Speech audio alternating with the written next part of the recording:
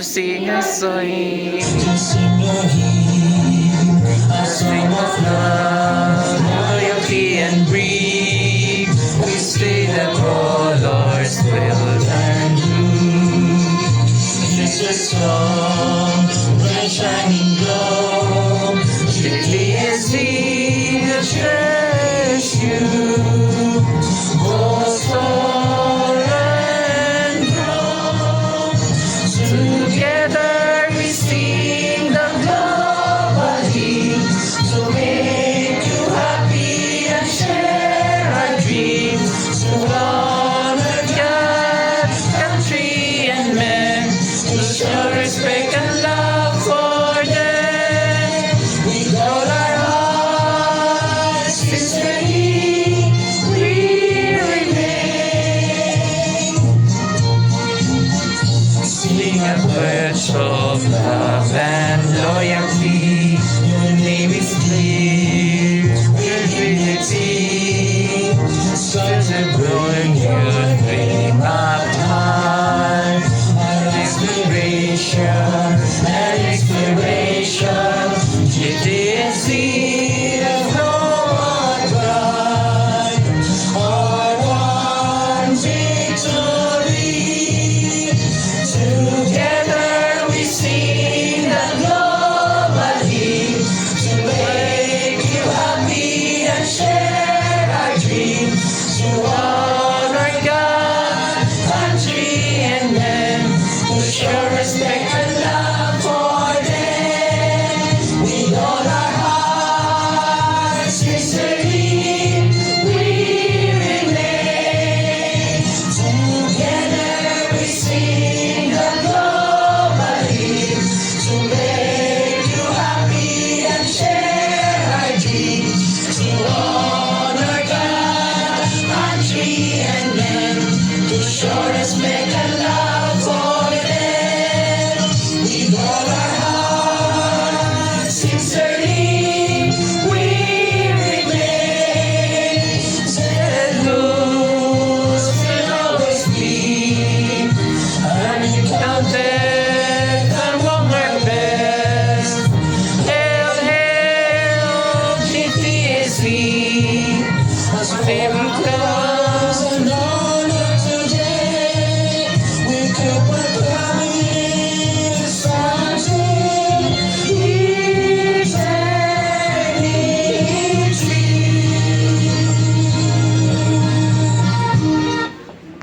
Please be comfortable with your seats. Please stand.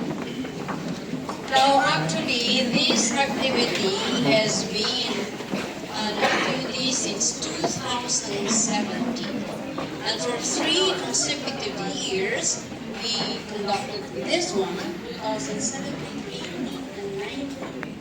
We stopped it because of COVID. And we want to have it done again last semester, block of time, because a block of time we have to move it. And today we are all here and listen to our best speakers. Now, how does interpretive reading started? Now, of course, I would want to share also to you what really is interpretative reading. What is this? Now, this is not declaration. This is not allocution. And this is a part of public speaking. So our intention here is to know what is meant by what is stated. So you can just imagine later, our speakers will be showing you their skills in through facial expression, of course, diction, and everything. So I would like to ask all the judges. I know it's not that easy to give grades to them. So your score sheets, we place there at the bottom. We place there also the explanation of each criterion. Okay, so I know that you're excited. We as well. I'm very excited to witness this one. And this year, is different from the first 3 years. There is a break between grade 12 and grade 11. So we hope that we can also invite our campuses in Isabela, Ipil, and Pugadian.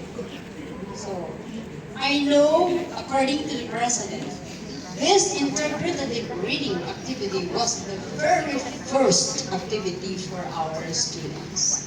And I know that he liked it, and I know that he is happy seeing our students learning additional skills. So this afternoon, let's see who among them will be the champion. Now we have chosen 8, we call them magic 8. How did we do the selection? Now all the students under my tutelage, I asked them to prepare a piece. I did not tell them the name of the piece that they have to share. They were the one who chose their piece. And during the elimination round, we have to already pinpoint or see who are the potential public speakers. And of course, the magic 8. After that we have identified them, there is a mentor. So, although we have very little time, but we have to mentor them. But I know and I believe the skills of our students. Now you will be surprised later, and you will never expect that despite that we only meet very limited time, but our students were able to really give you what you expect. Okay? So again, very happy to have this one, and I hope that next year, if you will intend to still have this interpretative reading, we can choose another extemporaneous or impromptu speech. Now later, our students will witness how impromptu speech will be delivered by our judges. So if you look at the program, instead of intermission, we did not include that. Instead, we will listen to all our judges. Okay? Now, I know that our contestants, our presenters, are very eager now to show their skill and ability. Now, I say good luck to what you have prepared.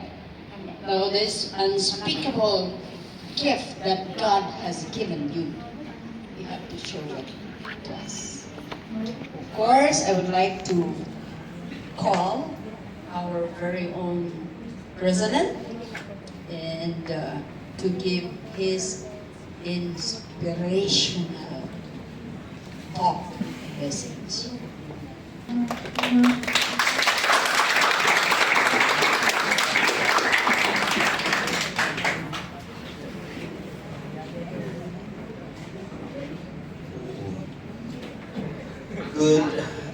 Good afternoon, everyone. This is a very unusual competition, but that is not a part of our curriculum, but we add on for them, for our students, so that you will be equipped and you will not afraid to talk in front of so many people. So I'm very happy that Dr. Torimunya is the one in charge of this interpretative reading competition. So I hope that you will give value, because I give value with the striving of Dr. Torimunya. So that's all. Thank you very much.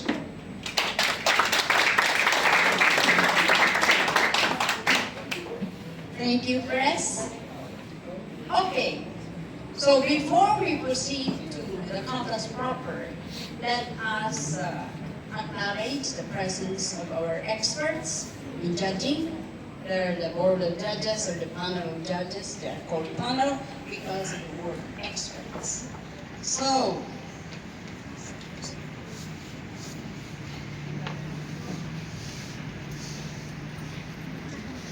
the first that who will I introduce is was born in Aurora, Zamboanga del Sur.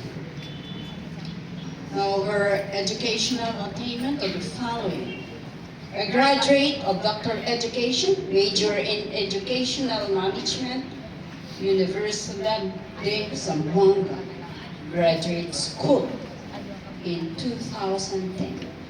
A graduate of Masters in Business Administration, Ateneo de Zamboanga. And a graduate also of Bachelor of Science in Business Administration at Marawi State University in April 1981. And a consistent academic scholar Mindanao State University in Marawi City. And she is a class salutatorian and department student in 1977. For the work experience of our Judge 1, she is the Dean, College of Business and Office Administration at Southern City Colleges. Head Commerce and Accountancy, Southern City Colleges. Head Commerce Department, Southern City Colleges. Visiting Lecturer, Accountancy Department, College of Liberal Arts, Western Mindanao State University. Visiting Lecturer in Hotel Restaurant Management, College of Home Economics, Western Mindanao State University. The faculty at Pilar College of Zamboanga City, underwriter Philippine American Life and General Insurance Company in Zamboanga City, assistant cashier, Southern Philippines Development Academy in Zamboanga City, and currently she is a faculty at Global Technical School of Zamboanga City. Ladies and gentlemen, let's welcome Dr. Winifreda P. Pangilinan.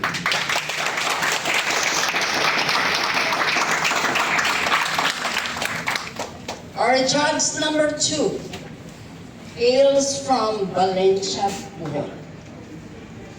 Married with 3 children. Her educational background, a graduate of Bachelor of Science in Commerce at University of Bohol. A graduate of Masters in Public Administration at Western Mindanao State University. Graduate of Master in Regional Development Institute of Social Studies, The Hague, Netherlands. A graduate of Bachelor of Laws, Western Mindanao State University. And for the work experience, the bookkeeper at the National Statistics Office, now PSA. As a certified public accountant, she was an account clerk at the Development Bank of the Philippines, or the DBP.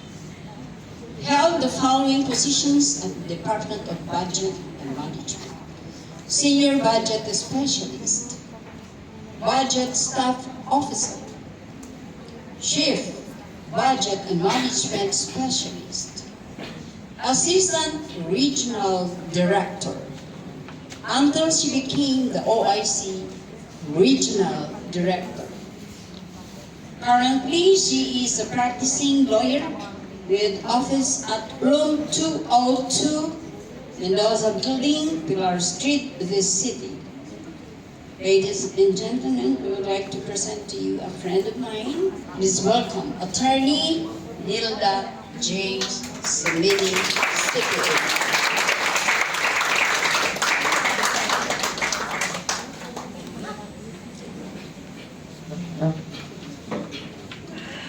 present to you our fourth judge.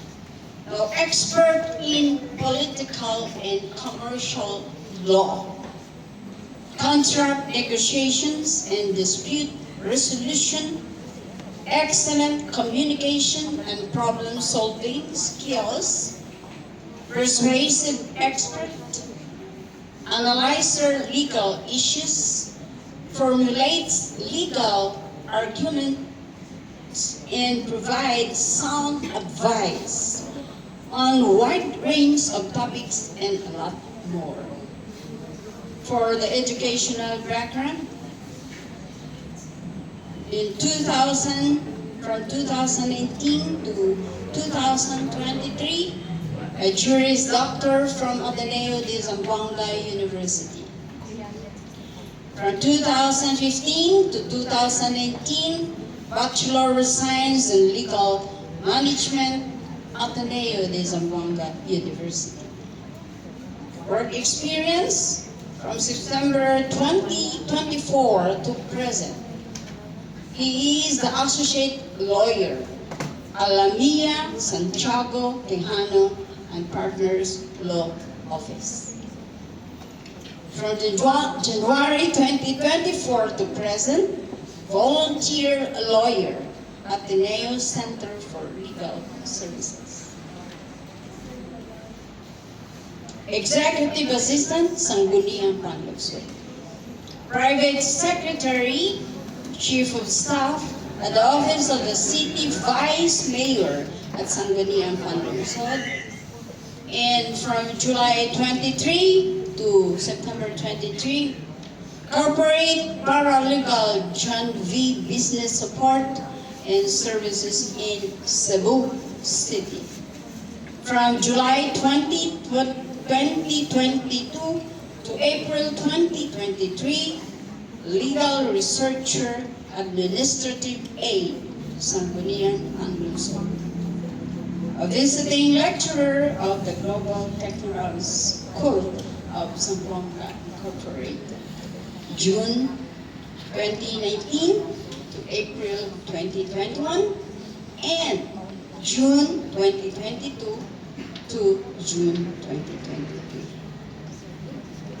Academic Research Consultant of G12 STEM at Brent Hospital.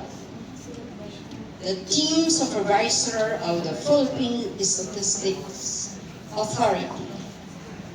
Please welcome our friend, Attorney Abdulaziz S. Bao J.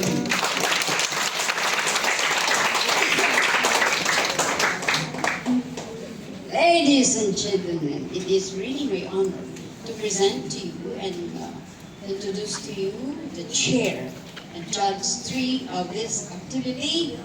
He is a licensed professional teacher, a graduate of Bachelor of Science in Accountancy, cum laude, LaSalle University in Osamis City. A graduate Master's in Business Administration, Universidad de Zamboanga. A graduate Bachelor of Science in Secondary Education, Southern City Colleges. A Master's in Public Administration, Harlem, Florida Colleges. Earned units in Doctor of Philosophy in Development Management, Ateneo de Zamboanga. Doctor of Humanities, Theology University, Cebu City. Consistent honor student at Santa Maria Colletti College, and he graduated valedictorian at San Vicente Elementary School.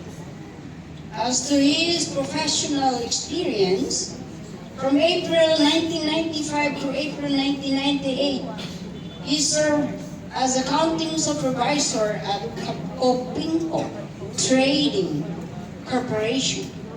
From January 2006 to December 2006, he served as a junior accountant at Well-Made Manufacturing Corporation.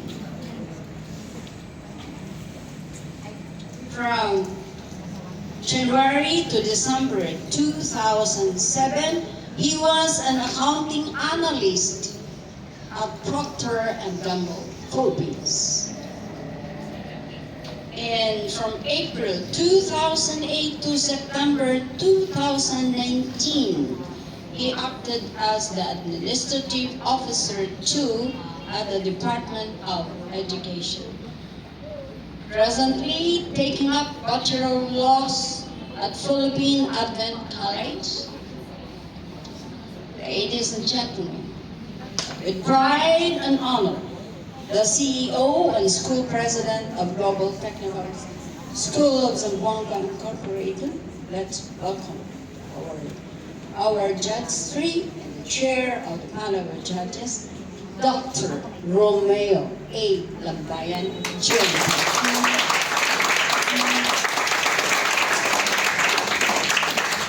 So, ladies and gentlemen, we heard the expertise of our 4 judges. So I hope that really inspires also our candidates. So, may I call in our President to join me here for the acknowledgement of the Board of Judges and giving of their plaque of recognition. May I request also our school director and our school registrar to join us here. Global Technical School of Zamboanga Incorporated presents this plaque of recognition to Dr. Romeo Lambayan J.D. for his exemplary service as chair of the Board of Judges, which contributed immensely in the successful conduct of the competition dubbed 2024 Interpretative Reading, which primarily aims to provide the students the opportunity to speak confidently and act with impact before an audience and display their prowess in conveying their emotions and feelings. In this 4th day of December 2024, Lavinia Zamboanga signed yours truly, Dr. Teresita N. Torremonia, as the program director, and signed by the president, Dr. Romeo A. Lambayan.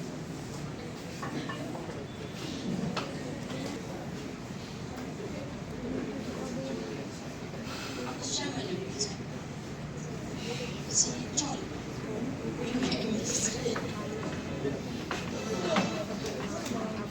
Okay. Thank you.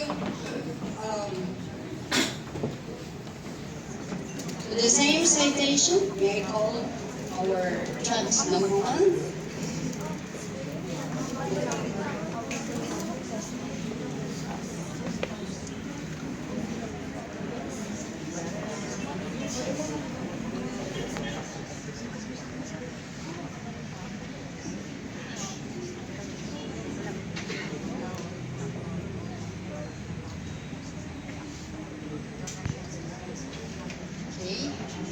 And of course, I would like to also call the second judge, Attorney Nilda J.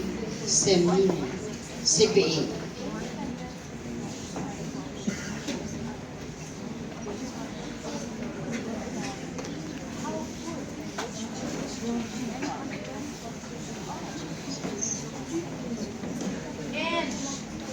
Also, our 4th judge, Attorney of the Lasses JD.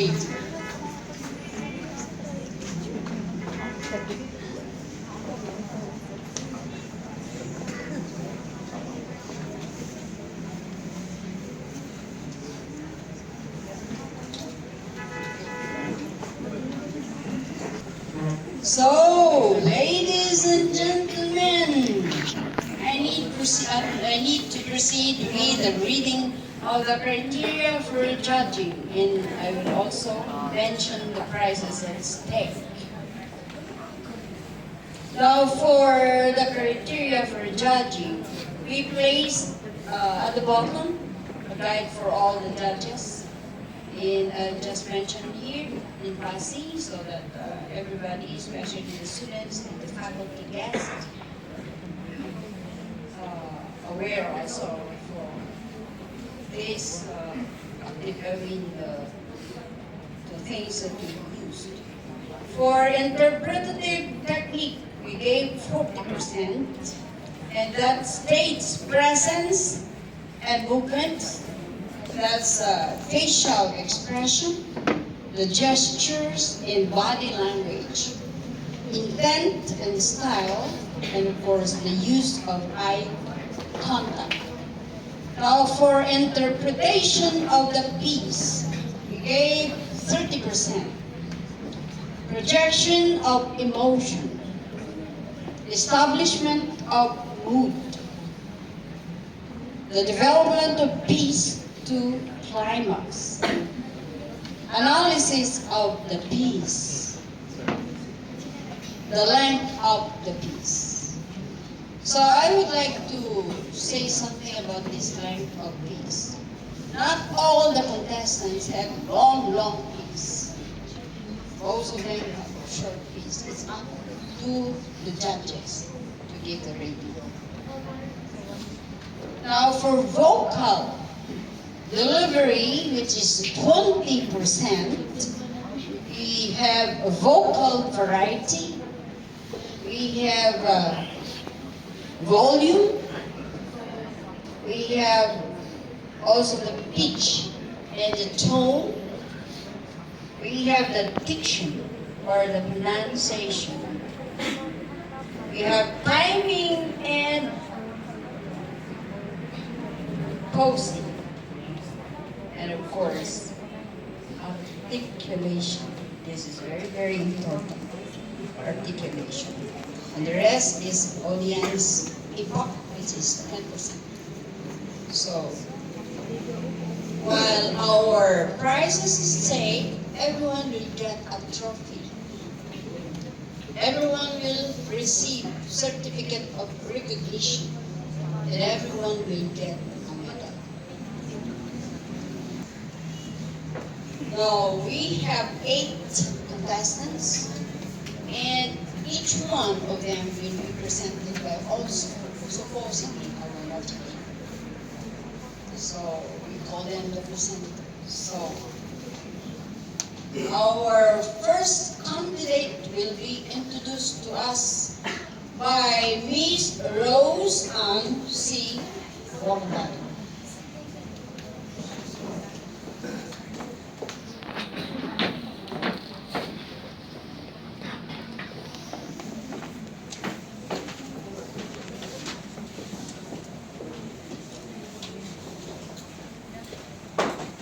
Ladies and gentlemen, the first contestant is a 16-year-old lady from Tetuan, this city, who dreamed of becoming a journalist. Journalism to her captivates the blend of storytelling and truth-seeking, drawn to the challenge of uncovering stories of narratives which inform and inspire.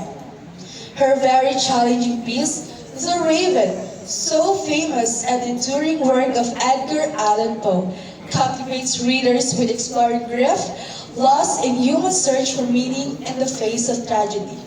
Let's listen to how the contestant display her feelings, emotions of pain and struggle.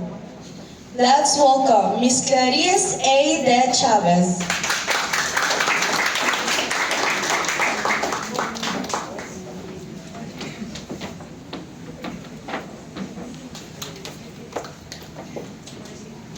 The Raven by Edgar Allan Poe. Once upon a midnight journey, While I pondered, weak and weary, over many a variant and curious volume of forgotten lore, While I nodded, nearly napping, suddenly there came a tapping, as of someone gently rapping at my chamber door. This some visitor, I muttered, tapping at my chamber door. Only this and nothing more. I remember, it was in a bleak December, and each separate dying ember rubbed its ghost upon the floor.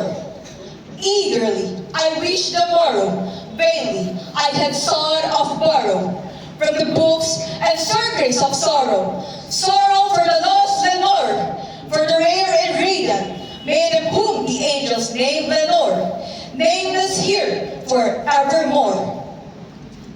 And the silken, sad, uncertain rustling of each purple curtain thrilled me, filled me with fantastic terrors that never felt before. So that now, to still the beating of my heart,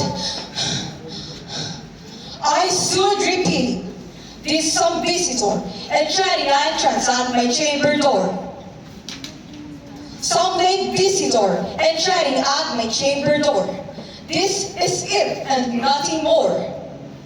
Back into the chamber, turning, all my souls within me burning.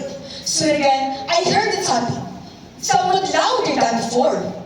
Surely, said I, surely that is something at my window lattice. Let me see then, what thereat is, and this mystery explore. Let me see then, what thereat is, and this mystery explore. This the wind and nothing more. Open here, and I long and shattered, when with many flirt and flutter, intercept a state raven of the stately days of yours, not the least obeisance made he, or not at least a minute stop or stay he, but with the mane of lord or lady, perched above the chamber door, perched above the palias, just above the chamber door, perched and sat, and nothing more. Then this avenue beguiling, my sad fancy into smiling, but the grave and stern decorum of the contentedness it wore. Should I crest be short and the shaving you do? I said, art sure no craven, ghastly green and ancient raven, wandering from the nightly shore. Tell me what the lordly name is the night's Plutonian shore. Code of the raven, nevermore. Much I marvel this ungainly fall to hear this curse so plainly, to its answer little meaning and literal relevancy bore. For we cannot help agreeing that no human being ever yet was blessed with seeing above his chamber door, bird or beast, the sculpture, boss above his chamber door, which such his name as nevermore. But the raven, sitting lonely in the pleasant bus, spoke only that one word, as if he saw that one word he did outpour, nothing farther than he uttered, not a feather than he fluttered, till I scarcely more than muttered, other plans have flown before, on the morrow he will leave me, as my hopes have flown before, code of the raven, nevermore. Startled, it is stillness broken, my reply so aptly spoken. Doubtless, said I, what is others is it only stock and store? Going from some unhappy master, whom unmerciful disaster followed fast and followed faster, till his songs one burden bore, till the dirges of his hopes that melancholy burden bore of never, nevermore. But the raven, still beguiling, all made fancy and smiling, what I will discussion, sit in front of bird and boss and door. Then, upon the velvet sinking, I betook myself into linking, fancy unto fancy, thinking what this omnibus bird of yore, what this grim, ungainly, ghastly, gaunt, and omnibus bird of yore, man's in karaoke and nevermore. This, I sat began engaging and guessing, but no syllable expressing, to the pole whose fiery eyes now burned into my bottom score. This and more, I sat divining, with my head and ears reclining on a cushion's velvet lining to the lamp light o'er. But whose velvet violet lining with the lamp light loaded o'er? She shall press and nevermore. Then methought the air grew denser, perfume from an unseen censer, swung by a perfume whose fold tinkled on the top floor. Wretch! Wretch, I cry! Thank God that let me by! These angels he hath sent me, respite and repentance from the memories of Lenore. Quaff, oh quaff, this kind of effendi, and forget his lost Lenore. Code of the raven, nevermore. Prophet, said I, prophet, think of evil, prophet, still if bird or devil, whether tempest does or whether tempest goes, the here ashore desolate, yet all undaunted on this desert, line enchanted, on this home, by horror hunted, tell me truly, tell me I implore, is there balm in Gilead? Tell me I implore, code of the raven, nevermore.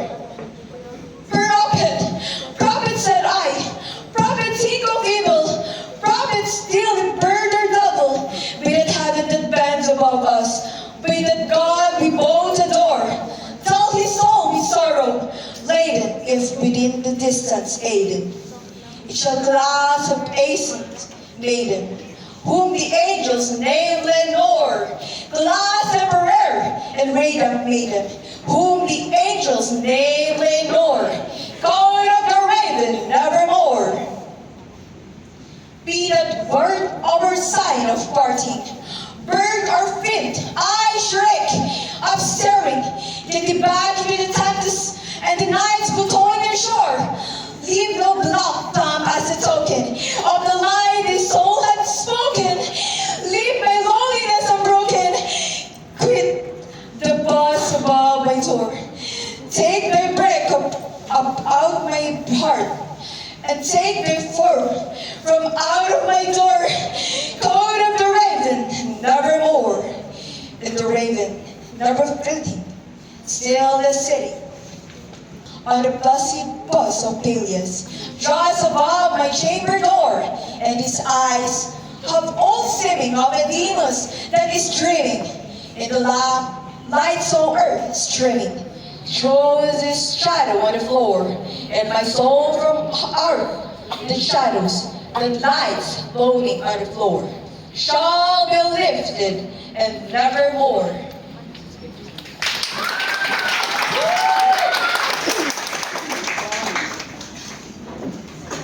Okay, that's a raven. Actually, raven is bird. And in love with Lenore. And said, nevermore. Okay, so that's the first, she's the first presenter in our candidate. Let's proceed with the second. May I call in our second candidate is Mr. Ralph A.Z.K.D. Rojas, and he will be introduced by Miss Jeriel Torres.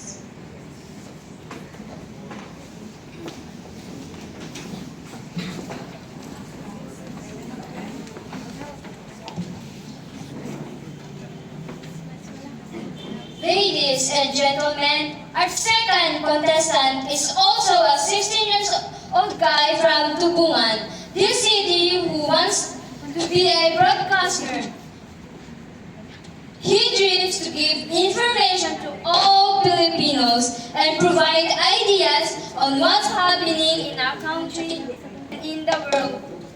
His piece, Desiderata by Max Ehrman, is known to various institutions, bringing a message that delivers authentic lifestyle which involves loving oneself, being true to oneself, being dignified and assertive without being disrespectful to others. Let's welcome Mr. Ralph Ezekiel D. Rojas.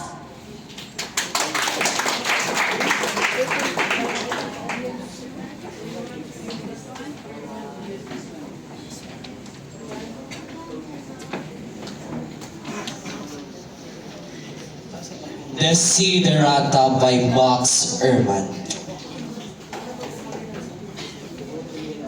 Go placidly amid the noise and the haste, and remember what peace there may be in silence.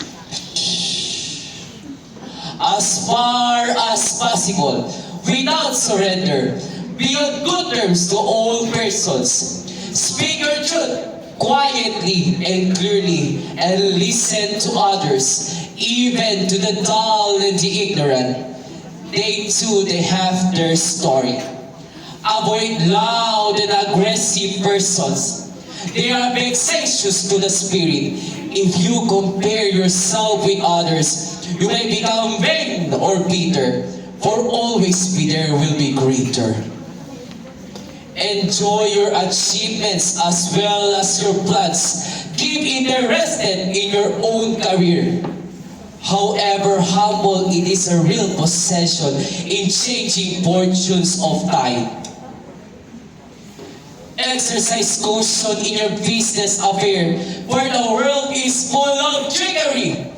But let this not blind to you what virtue there is. Many persons strive for high ideals, and everywhere life is full of heroism. Be yourself, especially not vain affection, neither be cynical about love.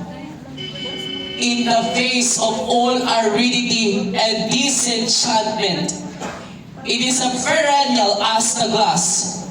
Take kindly the counsel of the year, gracefully surrendering the things of youth. Nurture strength of spirit to shield you in sudden misfortunes, but do not distress yourself with dark imagining. Many fears are born of fatigue and loneliness. Beyond the wholesome discipline, be gently with yourself. You are a child of the universe, no less than the trees and the stars. You have a right to be here. And whether or not it is clear to you, no doubt the universe is unfolding as it should. Therefore, be at peace with God, whatever you conceive Him to be, and whatever your labor as aspiration. Whatever, in a noisy confusion of life, keep peace in your soul. With all its sham, drudgery, and broken dreams, it is still a beautiful world. Be cheerful, strive to be happy.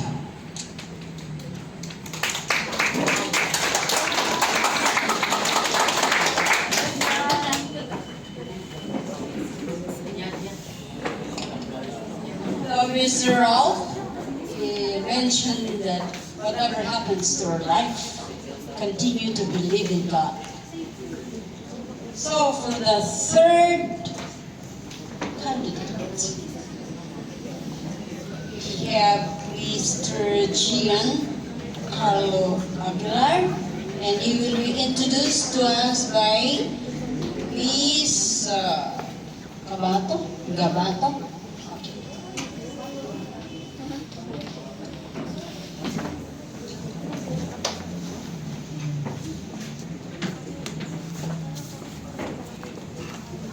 Our next contestant is a 16-year-old guy taking up accountancy, business, and management, or ABM program, who dreamed to become a flight attendant, driven by the passion to reach and explore new destinations, in particular different countries in the world. He wants to provide a better life to his family. His piece, Me Against You, focuses in the belief that he is genius, who knows everything and can solve anything. He could have invented everything if he lived long time ago. His mother is his inspiration, but he gets mad at her when called a stupid and moron. He punches her hard and laughs as she fights for her life, saying she is dead. Let's welcome Mr. Giancarlo C. Aguilar.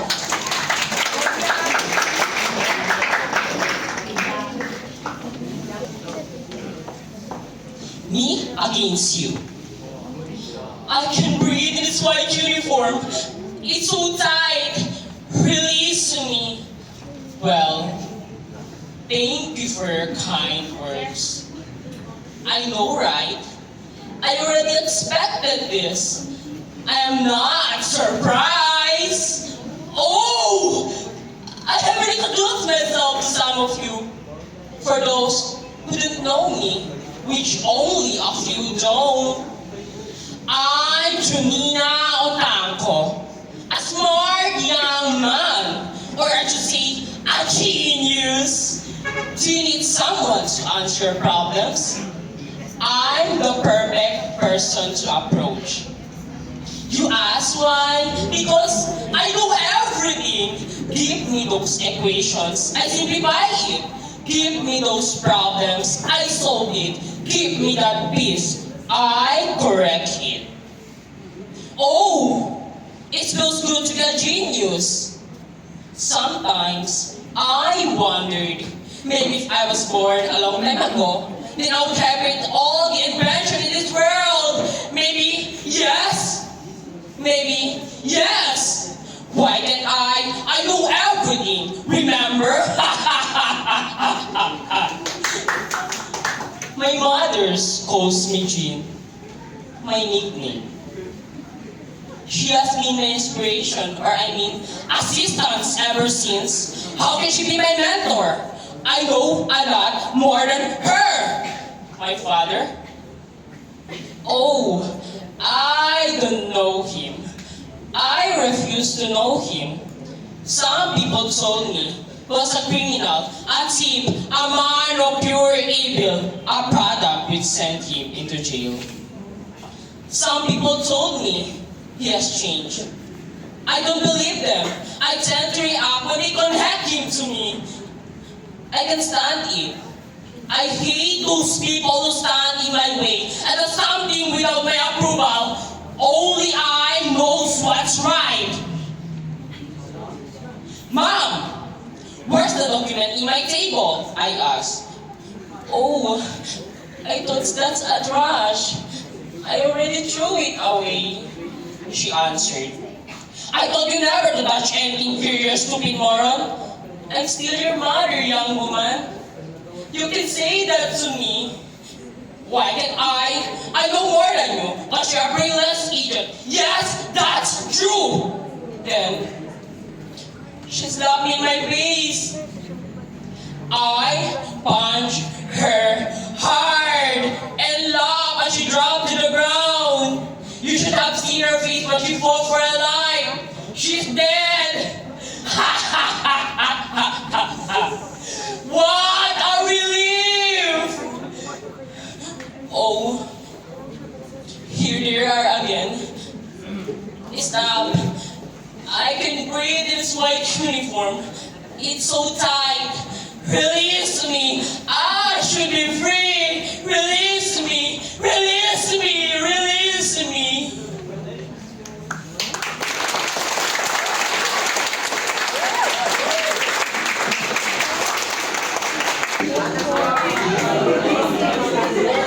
It's really good to be a genius. But a genius, if they don't respect your father, never mind in the land for genius. So anyway, now we know that when a person is a genius, there are so many things that you want to do using mind, and the behavior changes. So our next contestant is Miss Charmy Choi Padilla, and she will be introduced to us by Miss Leia Bustamante.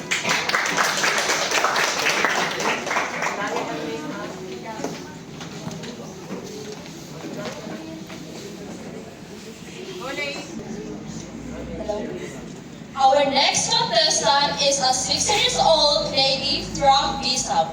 This city, she is a consistent honor student who wants to become a nurse, to help the society and contribute noble for the Lord and country. Nurses are very professional who play a certain role in the society by providing care, education, and support to patients. They provide atmosphere regardless of ages. As to her fees, the rich man and the poor man, with the independence and pride, are the focus of this article. Based on the reality of life, how poor and rich men exchange the battle of what when you are rich as against what when you are poor. Let's welcome Miss Charmy Joy C. Catalina.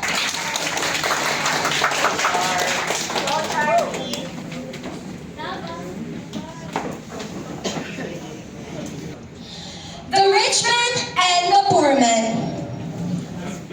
Food and money I give to you. Why do you shout so mercilessly when I give you your part? Queried the rich man. The poor man replied, "Your question you cannot answer, for from pain and agony you are free. But I have suffered and borne the situation that I don't like to be in, that I couldn't understand, because life for me is easy.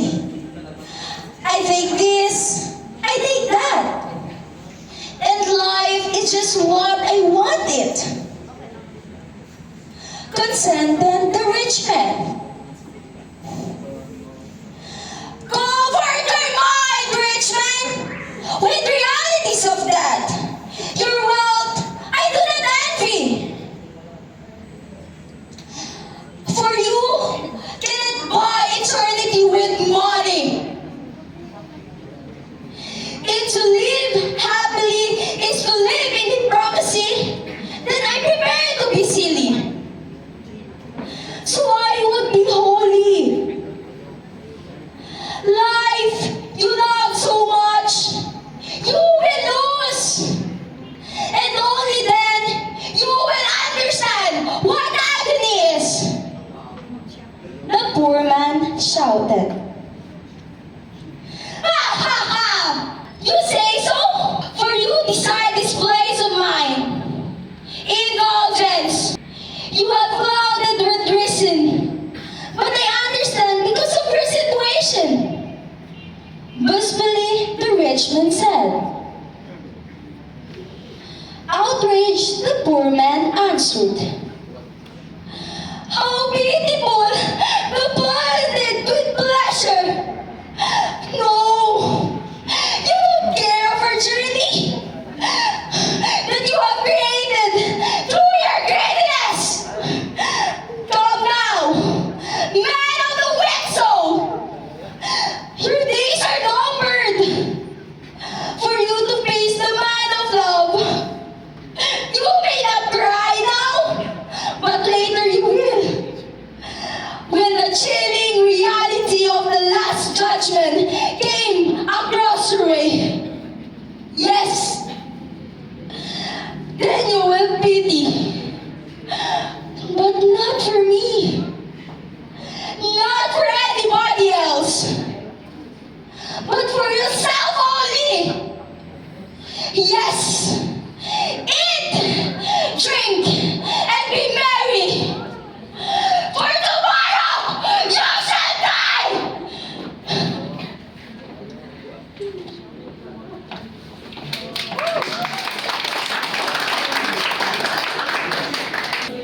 So that's an exchange of communication between the poor and rich.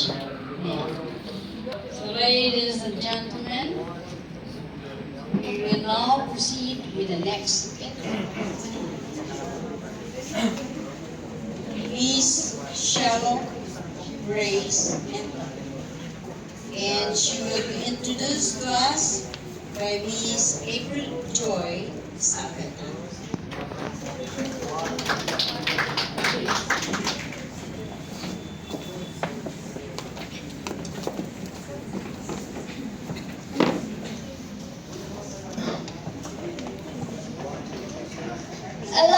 to introduce to you a grade 12 student taking up Accountancy Business Management ABM strand. Accordingly, she extended her aspirations far beyond the classroom because she dreamed of a future marked with financial stability and freedom. She wants to become a certified public accountant and certified management accountant, leading to fulfilling a career abroad. She envisioned thriving business that serve as a retirement fund, not for herself, but for the well-being of her cherished family. As to her piece, The Telltale Heart, let's watch how insane person would hide insanity for the murder committed. Let's welcome Miss Charlotte Grace, Edge, and Todd.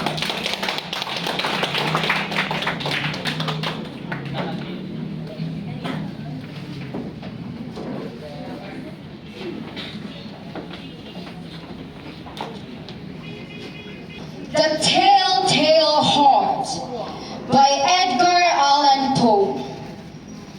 True! Novice! Very dreadfully novice! I have been in them! But why would you say that I'm mad? The disease has sharpened my senses. Not destroyed, not dulled them. Oh, was the sense of hearing acute. I heard all the things in heaven and the hell. I heard many things in hell. How then am I mad? Hurricane! And observed how healthily, how calmly I can tell you the whole story.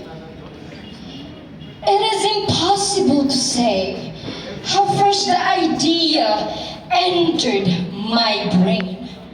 But once conceived, it haunted me day and night.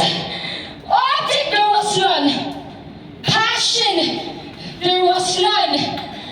I love the old man. He had never wronged me. He had never given me insult. For his gold, I had no desire. I think it was his eyes. Yes, it was this. One of his eyes resembled that of a vulture. A pale blue eye with a firm over it. Whenever it fell upon me, my blood ran cold.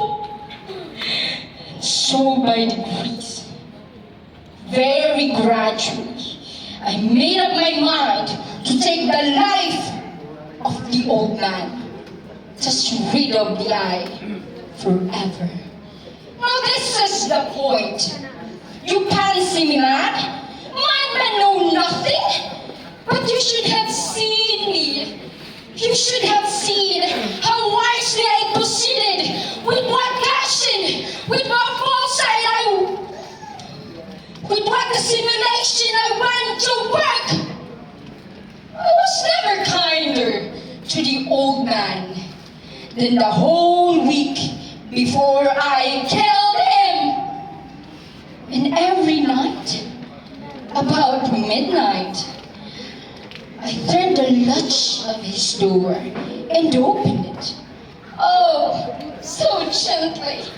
And then, when I had made an opening sufficient for my head, I put in a dark lantern, all closed, so that no light shone out. And then I thrust in my head. Oh, you could have laughed to see how cunningly I thrust it in. I moved it slowly, very, very slowly, so that I might not disturb the old man's sleep. It took me an hour to place my whole head with the opening so far so I could see him as he lay upon his bed. Ha! Would a madman have been so wise as this? And then, when my head was well in the room, I emptied the lantern cautiously. Oh, so cautiously. I undid it that so that a single thin ray upon me bolt your eye.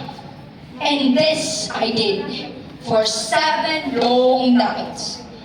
Every night, just at midnight. But I found the eye always closed. And it was impossible to do the work. For it was not the old man who begs me, but his evil eye. And every morning, when the day broke, I went boldly into the chamber and spoke courageously to him, calling him by name in a hearty tone, and inquiring how he had passed the night.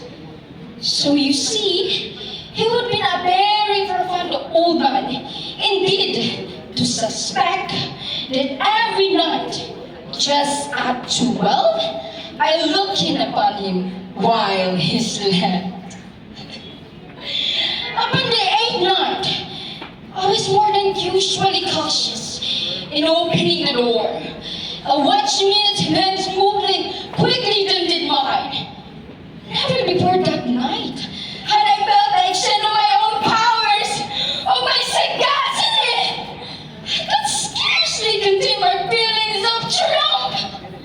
To think that there I was, opening the door, little by little, and yet not even dreaming of my secret deeds or thoughts. I fairly chuckled at the idea. And perhaps he heard me. For he moved onto the bed suddenly as if startled. Now you may think I drew back, but no. His room was a speech with a thick darkness, and I knew that he could not see the opening of the door, and I kept pushing it on steadily. I had my head in and was about to open the lantern when my thumb slipped up on the thin fastening, and the old man sprang up into the bed crying out, "Who's there?" I kept still and said nothing. For a whole hour, I didn't move a muscle. And in the meantime, I didn't hear him lie down. He was still sitting up in the bed listening, just as I have done, night after night, hearkening to the dead watches in the wall. Presently, I heard a slight groan. I knew it was the groan of a mortal terror. It was not a groan of pain or a grip. Oh no! It was the low, stifled sound that arises from the bottom of the soul when the O pretended to be the O. I knew the sound well. Many a night, just at midnight, when all the world slept, it has built upon my own bosoning, deepening with its dreadful error in the terrors that distracted me. I say I knew it well. I knew what the old man felt and pitied him. Although I chuckled at heart, I knew that he had been lying awake ever since the first slight noise. When he had turned into the bed, his fear has been ever since growing upon him. He had been trying to find them causes, but could not. He had been saying to himself, "There is nothing but the wind in the chimney. It's only a mouse crossing the floor, or it is merely a cricket which hasn't made a single chirp." Yes! He had been trying to comfort himself with his suppositions, but he found it all in vain. All in vain, because then approaching him a stalk with its black shadow before him and enveloped the victim. And it was the mournful influence of the unperceived shadow that caused him to feel, although he neither saw nor heard, to the presence of my head within the room. When I had waited a very long time, very patiently, without hearing him lie down, I resolved to open a very, very little clevish in the lantern. So I opened it. You cannot imagine how stiltily, I laying a single dim ray, like the thread of the spider, shot from the clevish and pale upon the vulture eye. It was open, wide open, and I told curious as a case about it. I saw it with a very big distinctness. All a dull blue, with a hideous veil over it, that chilled the very marrow in my bones, and I could see nothing else of the old man's face or person, for I had directed the line as if by instinct, precisely about the damp spot. And now, haven't I told you what mistake for madness is? But over acuteness of the senses. Now I say, there came my ears a low, dull, quick sound, such as watchmaking with the anvil in cotton. I knew the sound well too. It was the beating of the old man's heart. It increased my fury, as the beating of a drum stimulated the soldier to courage. And even yet, I refrained and kept still. I scarcely breathed. I held the lantern motionless. I tried how steadily I could maintain the ray upon the eye. Meantime, the hellish tattoo of the heart increased. It grew quicker and quicker, and louder every instant. The old man's terror might have been so extreme. It grew louder, I say, louder every moment. Do you mark me well? I have told you that I am nervous. So I am. And now at the dead hour of the night, amid the dreadful silence of the old house, so strange a noise as this excited me to uncontrollable terror. Yet for some minutes longer, I refrained and stood still. The beating grew louder. I thought the heart must burst. And now I knew anxiety seized me. The sound would be made by a neighbor. The old man's hour had come. With a loud yell, I threw the open lantern and lit it in the room.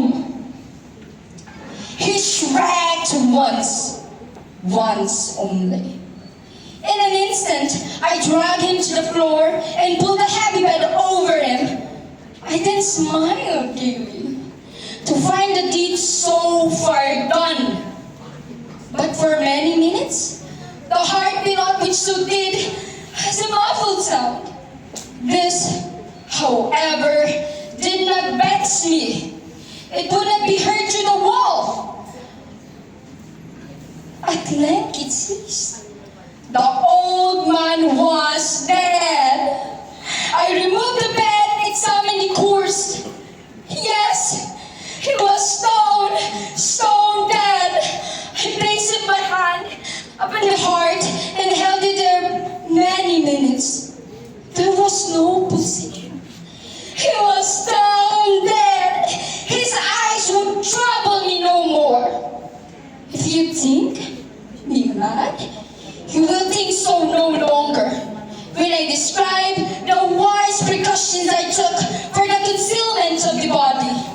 The night waned, and I worked hustily, but in silence. First of all,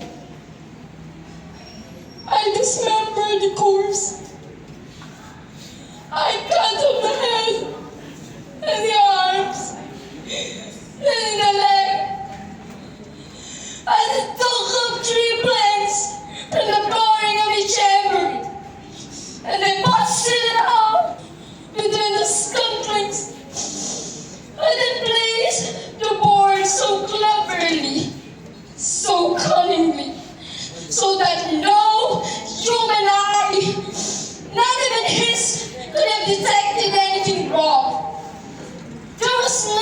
it's washed out. No stain of any kind. No blood spot whatever. I've been too wary for that. A tub had caught it all. When I had made an end of these labors, it was 4 o'clock, still dark as midnight. As the bell sounded the hour, there came knocking at the street door. I went down to open it with a light heart, for what I had now to fear.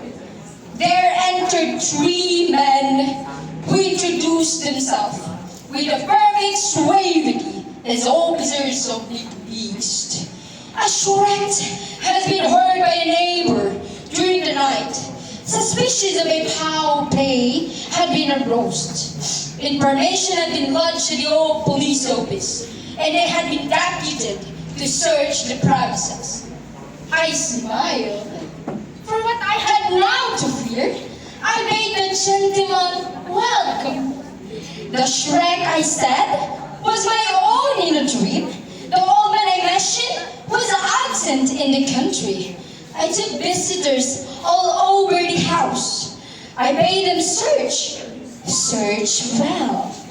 I led them at length to his chamber.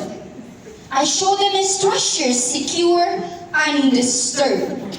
In the enthusiasm of my confidence, I brought chairs into the room and desired him to have rest from their fatigues, while I myself, in the wild audacity of my perfect trump, placed my own seat upon the very spot beneath which repose the corpse of the victim.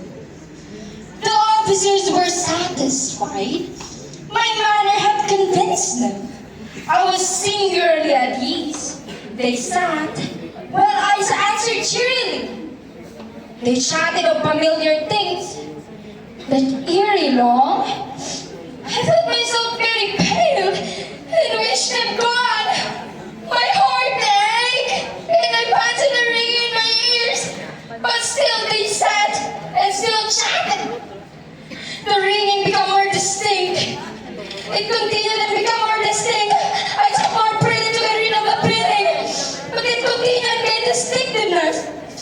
Until at length, I found the noise was not within my ears. No doubt I grew very pale, and I talked more fluently with a hated voice. Yet the sound increased. But what could I do? It was a loud, quick sound. Much as sound as a watch makes when the envelope is cotton. I gasped for breath. And yet, the officers heard it not. I thought more frequently, more vehemently, but the noise suddenly increased.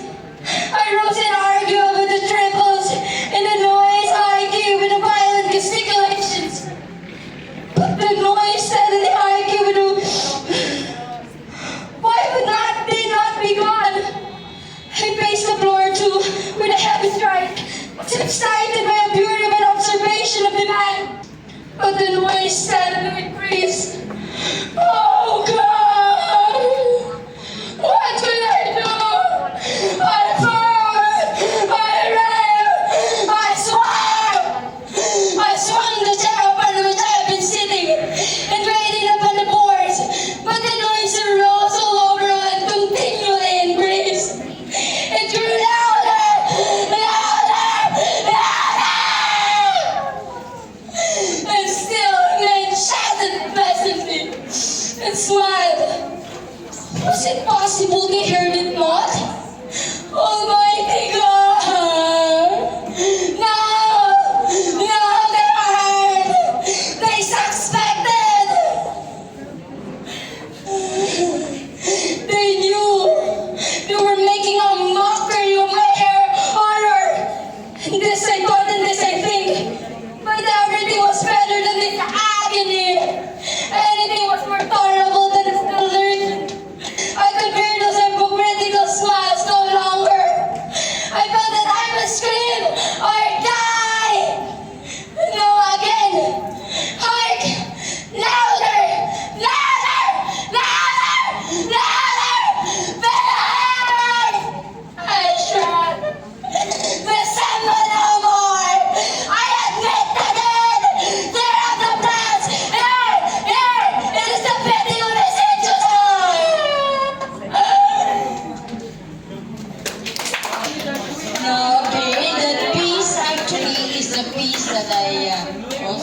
first, and you can just imagine.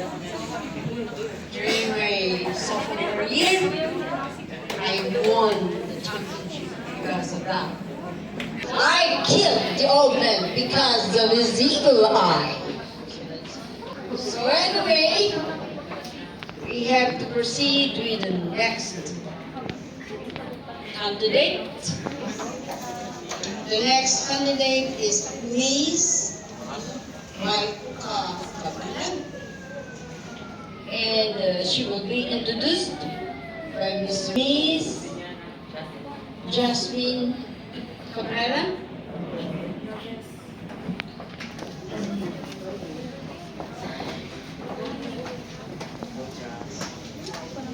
Our candidate is a grade 11 student who wishes to become a lawyer or a nurse someday.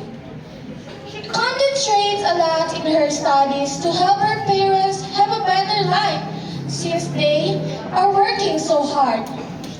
Now, to help achieve her goals, she takes serious time to focus whatever she does and be productive to achieve her dreams. As to her peace, guilty or not guilty, let us watch how she speaks, acts, and use her emotion to show her feelings. Let's welcome Mrs. Mika W. Cabanag.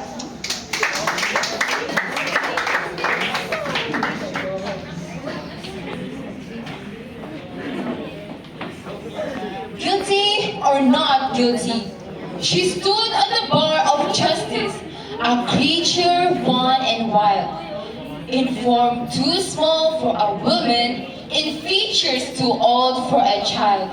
For a look so worn and pathetic was stamped on her pale young face. It seemed long years of suffering must have left with that silent trace. Your name, said the judge, as he eyed her with a kindly look, yet keen. Mary Aguirre, if you please, sir. And your age? I am 15. Well, Mary, and then from a paper, he slowly and gravely read, you are charged here, I am sorry to say it, with stealing 3 loaves of bread. You look not like an old offender, and I hope that you can show the charge to be false. Now tell me, are you guilty of this or not? A passionate burst of weeping was at first her sole reply, but she dried her tears in a moment and looked at the judge's eye. I will tell you just how it was, sir. My father and mother are dead, and my little brother and sisters were hungry and asked me for bread. At first, I earned it for them by working hard all day. But somehow, the times were hard, sir, and the work all fell away.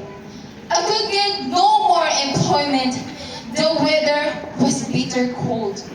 The young ones cried and shivered. Little Johnny's but 4 years old. So what I was to do, sir? I am guilty, but do not condemn. I took, was it stealing? The bread to give to them. Every man in the courtroom, graver and thoughtless youth, knew, as he looked upon her, that the prisoner spoke the truth. Out from their pockets came kerchiefs as he cleared his throat and murmured something about the laws. For once he learned in such matters, so wise in dealing with men, he seemed on a simple question, sorely puzzled just then. No one blamed him or wondered when at last these words they heard. The sentence of this young prisoner is for the present deferred. And no one blamed him or wondered when he went to her and smiled, and tenderly led from the courtroom himself the guilty child.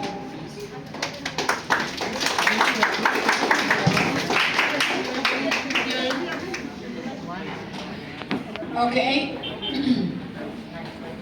Our next contestant is Mr. John Carlo Alfonso, and he will be introduced to us by Mr. May Gray Senyara.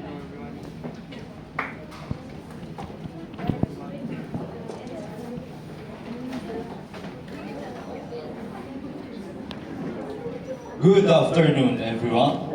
Let me introduce to you a grade 11 student taking up industrial arts with his dream of becoming a fireman who intends to help people during emergency situation. He promised to study harder to reach his dream. As to his peace, vengeance is not ours, it's God's recall, found memories struck. When the parents pass away, leaving the altar alone and longing for one last chance to embrace them.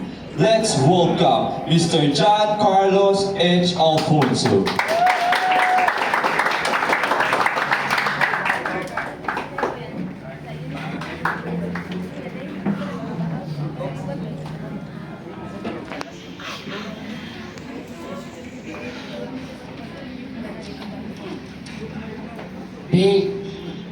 Vengeance not ours, it's God's. Arms, arms, arms.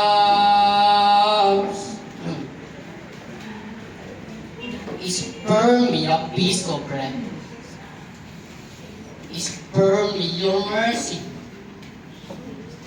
I am a child so young, so thin, and so rough.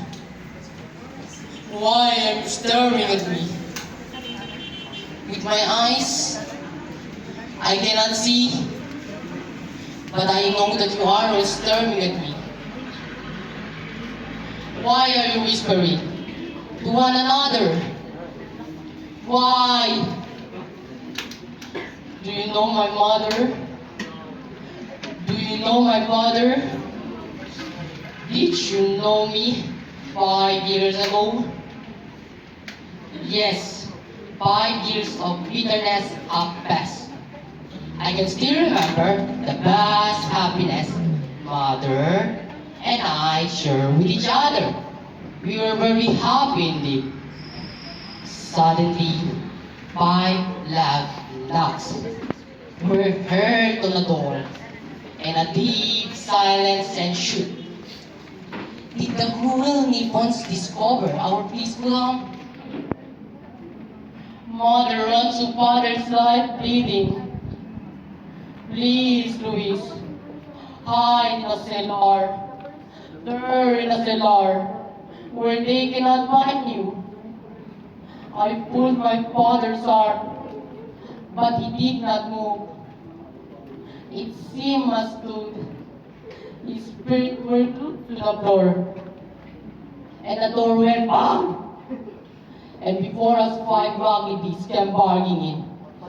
"Are you Captain Luis Santos?" roared the ugliest of them all. Said my father, "You are under arrest," said one of the beasts. They pulled father rudely away from us. Father was not given a chance to bid us goodbye. We followed them mile after mile. We were hungry and thirsty. We saw a group of Japanese eating. Oh, how our mouths watered seeing the delicious fruits they were eating. Then suddenly, we heard the voice call, "Consuelo, Oscar! Consuelo, Oscar!" We ran towards the direction of the voice, but it was too late. We saw father hanging on a tree, dead. Oh, it was terrible. He had been badly beaten before he died. And I cried. Vengeance, vengeance, vengeance. Everything went black. The next thing I knew, I was nursing my poor invalid mother. One day, we heard the church bell ringing. Ding dong, ding dong. It was a sign for us to find a shelter in our hideout. But I could not leave my invalid mother. I tried to show her to the way the hideout. Suddenly, bombs started falling. Airplanes were rolling over it. Canyons were firing from everywhere. Boom, boom, boom, boom. Airplanes were rolling. Mother was hit. Her legs were shattered into pieces. I took her gently in my arms and cried, I have vengeance, vengeance. No, Oscar, vengeance is God's, said Mother. But I cried out vengeance. I was like a pent-up volcano. Vengeance is mine, not the Lord's. No, Oscar, vengeance is not ours, it's God's. These were the words from my mother before she died. Mother was dead, and I was a blind. Vengeance is not ours. To forgive is divine, but vengeance is sweeter. That was 5 years ago. 5 years. Arms, arms, arms. Spare me a piece of bread. Spare me your mercy. I am a child so young, so dim, and so rough. Vengeance not ours. It's God's. It's God's. It's.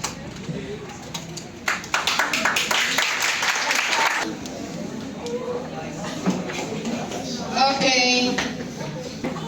Vengeance is not ours, but God's. So we have the last but not the least candidates. We have Miss Ashley Joy Arcelius. She will be introduced to us by Mr. James Batoto.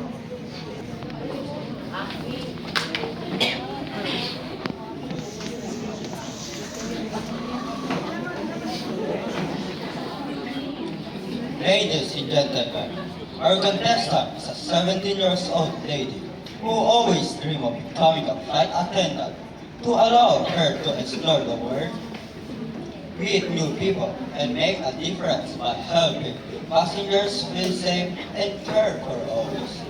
She will present a powerful piece that explores a very different perspective with much struggle and faith, entitled Badger. This piece portrays a young woman distraught with her identity and pressure to fit in and expressing her feelings of being misunderstood.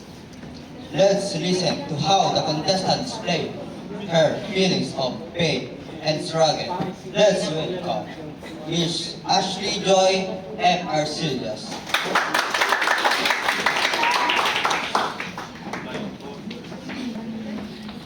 Bad girl. Hey! Everybody seems to be staring at me. You, all of you, how dare you to stare at me? Why? Is it because I'm a bad girl? A bad girl I am. A good for nothing teenager. A problem child.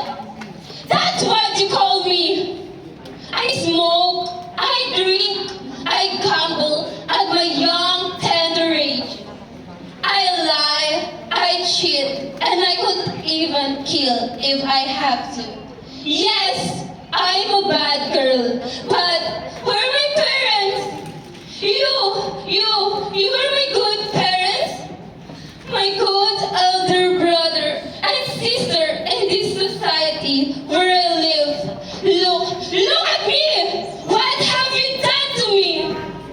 You have pampered and spoiled me, neglected me when I needed you most, entrusted me to a yaya whose intelligence was lower than mine.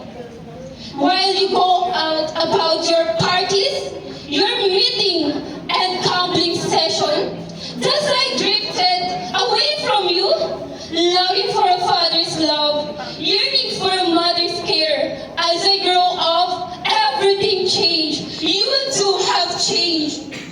You spent more time in your pockers, my jolt tables, bars, and nightclubs.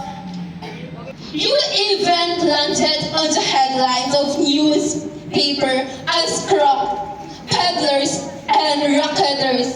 Now you call my name, accuse me in everything I do. Tell me how good you are. If you really wish to ensure my future, then hurry back home where I await you because I needed you. Protect me from all evil influence that will threaten at my very own understanding. But if I am bad, really bad, then you've got to help me. Help me! Oh, please help me!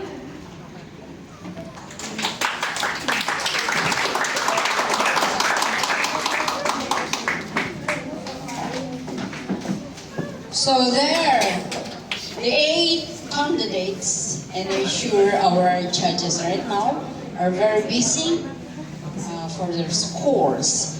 And I hope our tabulators also are ready to compute. Our experts are ready also to share their expertise in speaking.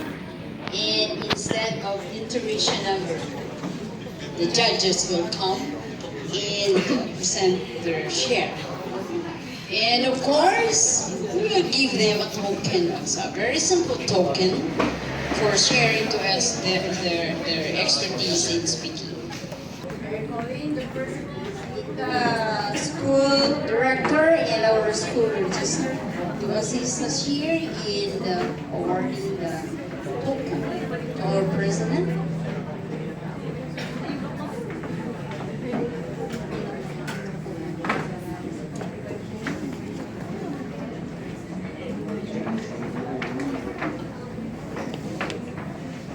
We want to thank you also for your full support, and that's for you, and you can share that to us anyway later.